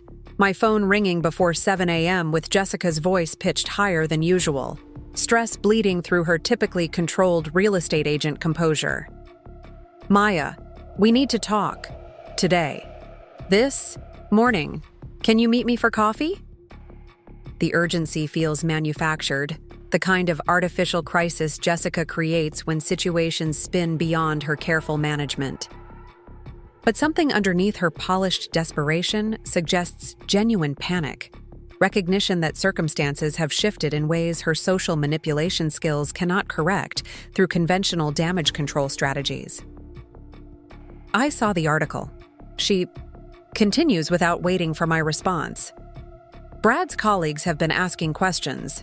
Catherine specifically mentioned that she had no idea my sister was the artist featured in Portland Art Monthly. She seemed disappointed that I hadn't mentioned your achievements during our previous conversations. The admission carries weight that Jessica probably doesn't intend to reveal. Catherine's disappointment reflects badly on Jessica's family. Loyalty, suggesting she's been hiding or minimizing her sister's artistic accomplishments rather than celebrating them with pride. In Jessica's social circle, where professional achievement and cultural sophistication matter immensely, being caught downplaying a family member's artistic success represents serious tactical error. We meet at Blue Star Donuts in the Pearl District, neutral territory where Jessica's carefully maintained image can intimidate, but where my growing artistic reputation provides psychological advantage. She arrives precisely on time, wearing the navy suit she reserves for important client meetings, her professional armor deployed for damage control conversation she's clearly been rehearsing since reading the magazine feature. Maya, I want you to know how proud we all are, she begins, voice carrying that particular brightness reserved for difficult conversations requiring diplomatic navigation. The article was absolutely wonderful, so sophisticated and impressive. I had no idea your work had achieved such professional recognition. The claim that she had no idea about my artistic development rings hollow considering the years of dismissive comments about my career choices, the suggestions that my art represented expensive hobby, unsuitable for sophisticated company, the careful exclusion of my creative achievements from family conversations and social gatherings. Jessica has been actively avoiding knowledge about my artistic progress, rather than remaining passively uninformed. Brad thinks there might be opportunities for collaboration, she continues, shifting into business mode with practiced efficiency. His law firm handles several corporate art acquisition projects, and he mentioned that your style might appeal to companies looking for contemporary pieces with environmental consciousness themes. The sudden interest in my potential commercial success feels precisely calculated, recognition arriving only after external validation established market value for work she previously dismissed as garage sale trash. Brad's offer of professional networking reads like scrambling attempt to position themselves as supportive family members rather than obstacles to my artistic development. Also, Jessica adds with manufactured casualness, we're planning a new Year's Eve party at the house, and Brad suggested featuring your artwork prominently in the invitation and throughout the evening. Kind of an artistic theme showcasing local talent, with you as the centerpiece attraction. The proposal to display my work prominently at their social gathering represents complete reversal from Thanksgiving dinner exclusion, transformation, from embarrassing sister whose art needed hiding to featured attraction, whose achievements enhanced their sophisticated reputation. The timing, less than 6 weeks after suggesting I leave my sculpture at home to avoid making sophisticated guests uncomfortable, highlights the opportunistic nature of their renewed interest in my artistic career. But the most revealing aspect of Jessica's scrambling involves her desperation to control narrative around our family dynamics. I've been thinking that maybe we didn't communicate very well about your art during recent family gatherings. I hope you understand that our concerns came from wanting to see you succeed, not from any lack of appreciation for your creative talents. The revisionist interpretation of previous dismissive behavior attempts to reframe criticism as concern, exclusion as protection, fundamental misunderstanding as communication breakdown, rather than acknowledgement that they consistently undervalued both my artistic achievements and financial contributions to family welfare. Jessica's scrambling reveals recognition that their treatment of me reflects poorly on their character, particularly now that my artistic success has become public knowledge. My coffee grows cold while Jessica continues spinning justifications for behavior that requires no explanation, only acknowledgement and apology. Her discomfort with accountability manifests as elaborate excuses about misunderstood intentions and protective motivations, anything except direct admission that they were wrong about my artistic potential and cruel about their dismissive treatment. The thing is, Jessica says, voice dropping to confidential tone reserved for sharing sensitive information, Catherine mentioned that several of her friends are interested in purchasing contemporary art for their homes. She specifically asked about connecting with you directly, bypassing gallery commission structures. I thought maybe we could discuss how to handle those inquiries appropriately. The suggestion that Jessica should manage my collector relationships represents another attempt to insert herself into artistic success she previously dismissed, positioning herself as necessary intermediary between my creative work and potential buyers. Her assumption that I need guidance for handling professional art sales reveals continued inability to recognize that my artistic career involves sophisticated business considerations she doesn't understand. I appreciate your interest, I respond carefully. But Marcus Thompson and the gallery handle my collector relationships now. Professional representation ensures appropriate pricing and contract terms that protect both artist and buyer interests. Jessica's face tightens slightly at my reference to professional representation, Recognition that my artistic career has evolved beyond family management or amateur sales approaches. The mention of Marcus Thompson and gallery representation signals that I've achieved level of professional success that doesn't require her networking assistance or business guidance. Of course, she recovers quickly. I just thought family connections might provide additional opportunities beyond your gallery representation. Catherine specifically mentioned wanting to support local artists, and she has quite extensive social connections throughout Portland's professional community. The persistent attempts to involve herself in my artistic success revealed Jessica's discomfort with circumstances beyond her control or influence. Throughout our lives, she's maintained position as the successful sister whose achievements and connections benefit the entire family, while I occupied the role of struggling artist, requiring guidance and financial assistance. My independent professional success disrupts established family hierarchy in ways that trigger scrambling behavior as she attempts to reassert relevance. But the conversation's subtext involves recognition that their treatment of me during recent months has created irreparable damage to family relationships. Jessica's scrambling stems from awareness that I've established financial independence that no longer requires their approval or support, combined with artistic success that validates career choices they consistently criticized. Being considered for corporate collection suggests my work has achieved level of recognition that extends far beyond local gallery representation. The article itself proves more comprehensive than I anticipated, featuring 4 professional photographs of my studio workspace alongside detailed discussion of artistic philosophy and material choices. Writer Jennifer Walsh positions my work within broader contemporary art movements, exploring environmental consciousness and urban transformation. Comparing my approach to established artists whose names I recognize from museum exhibitions and art history textbooks. Chen's innovative use of discarded materials transcends mere environmental consciousness, the article states, revealing sophisticated understanding of symbolic meaning and visual metaphor.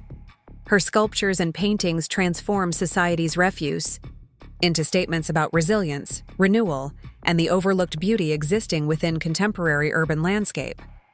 The language elevates my artistic practice to academic discourse level, using terminology that validates years of intuitive development through professional critical analysis.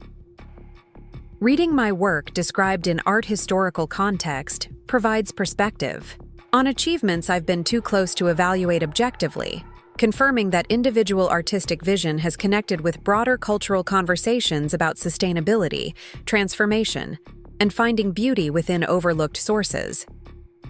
But the ripple effect extends beyond art world recognition to personal relationships I thought were disconnected from my creative practice.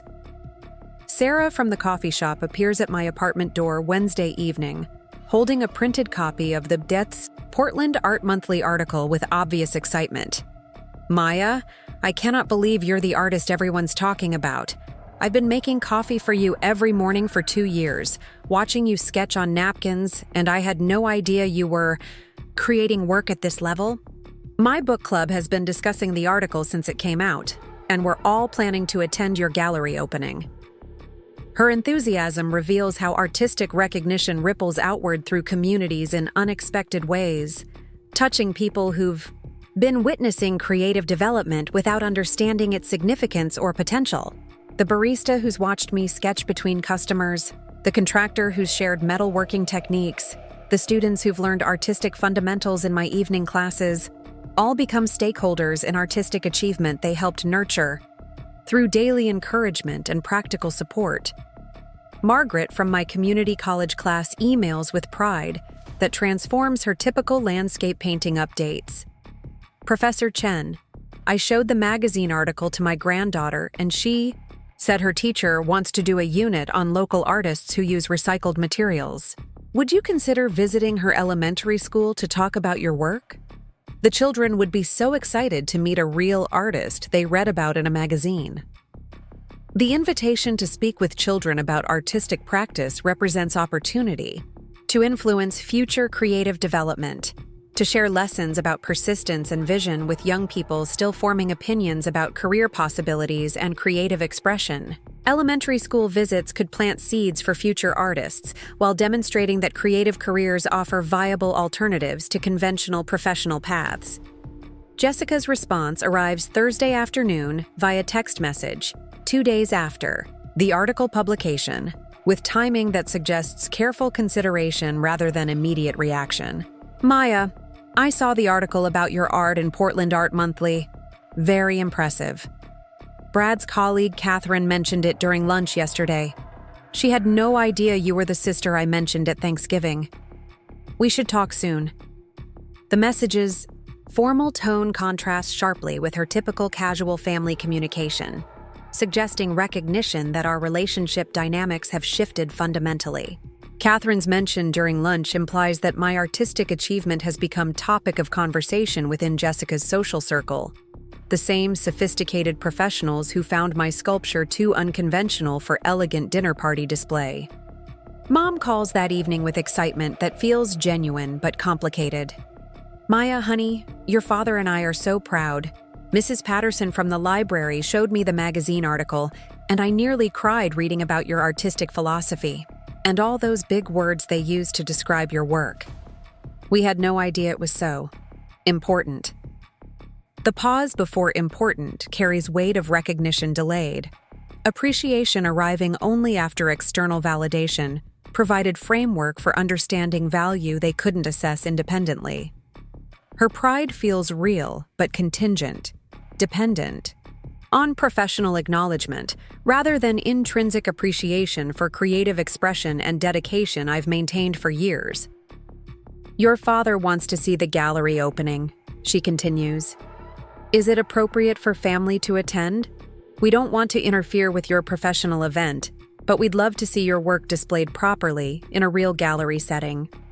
The request reveals assumption that previous dismissal of my artistic achievements can be overlooked now that external validation has established their legitimacy. Family attendance at gallery opening represents opportunity for reconciliation, but also potential for continued misunderstanding about relationship between artistic success and personal worth. The ripple effect reaches Dad through his accounting client network. Independent confirmation that arrives without family influence or interpretation. One of his long-term clients, who owns several downtown office buildings, mentioned seeing the Portland Art Monthly article and recognizing the Chen family name. Your daughter's artwork is getting serious attention, the client reports. I had no idea she was such an accomplished artist. The magazine describes her as emerging talent to watch, which typically indicates significant future prospects in the art market. Professional validation through Dad's business network provides perspective he can understand and appreciate, translating artistic achievement into terms that align with his practical worldview. The client's assessment carries weight because it comes from someone whose financial success Dad respects, offering framework for understanding that artistic careers can generate legitimate income and professional recognition. But the most meaningful ripple appears in response from my community college students, who organized an impromptu celebration during Tuesday night's class to acknowledge my achievement. Margaret brings homemade cookies decorated with paint palettes.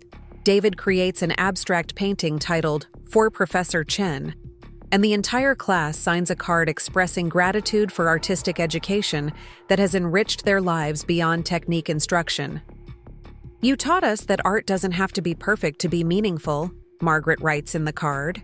Seeing your success gives us hope that our creative expression matters too, even if we're not professional artists. Thank you for showing us that. Beauty can emerge from unexpected places when someone has vision to recognize its potential. Their appreciation crystallizes understanding about why artistic practice matters beyond personal satisfaction or professional achievement.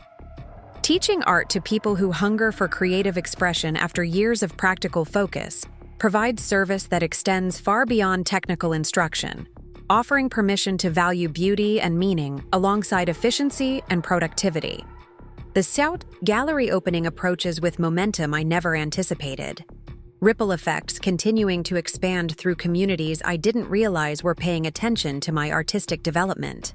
Coffee shop customers, hardware store colleagues, students, family members reluctantly acknowledging achievement they previously dismissed.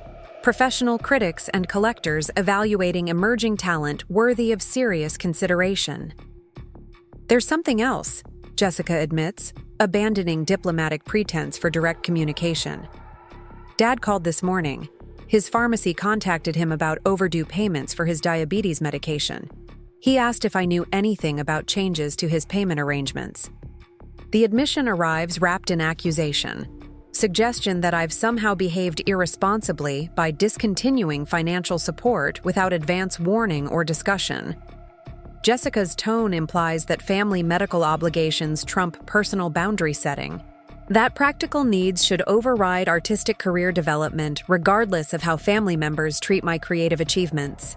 Dad's medication costs $1,800 monthly with his current insurance coverage, she continues. That's not insignificant for people on retirement income.